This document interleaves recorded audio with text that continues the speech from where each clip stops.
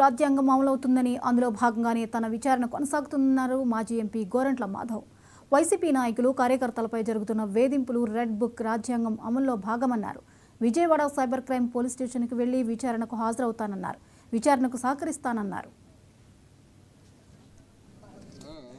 ఏ పరిస్థితులు చోటు చేసుకున్నాయి,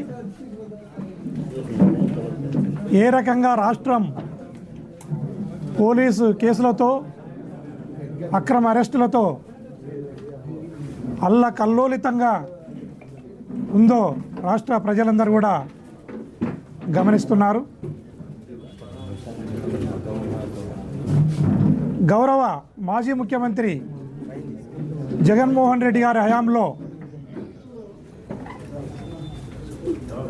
ఒకవేళ ఏదైనా జరగరాని ఘటన ఏదైనా జరిగినప్పుడు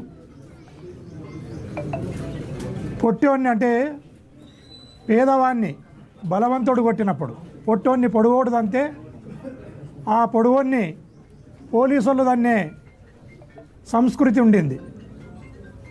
ఇప్పుడు చంద్రబాబు నాయుడు గారి హయాంలో పొడుగోడు పోలీసు వాళ్ళు ఇద్దరు కలిసి పొట్టోన్ని తన్నే పరిస్థితులను మనం గమనించవచ్చు ఈ రాష్ట్రంలో.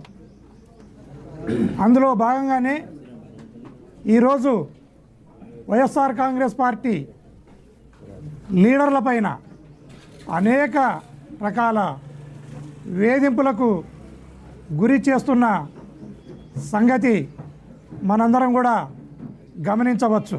చెప్పినారు, నేను పోలీస్ వారికి తెలియజేయడం జరిగింది.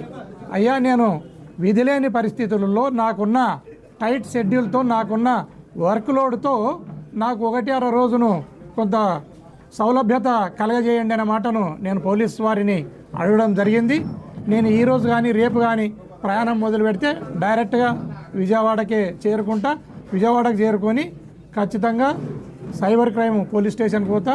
ఆ ఇన్స్పెక్టర్ గారి దగ్గర నేను విచారణకు హాజరవుతాను.